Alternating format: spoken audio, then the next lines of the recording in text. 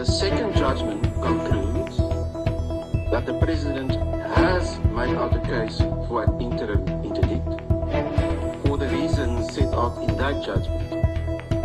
It proposes that an interdict of limited duration be granted. The third judgment concurs with the second judgment. The second judgment is the majority judgment. The result, the following order is made. 1.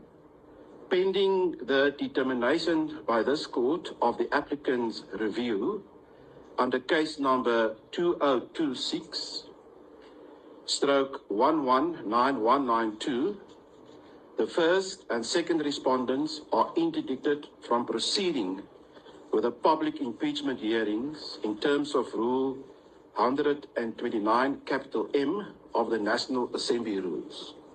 2. The cost of the application shall stand over for determination by the court which hears the review.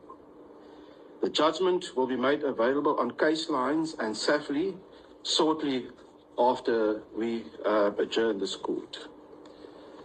That is our judgment, and we will then adjourn.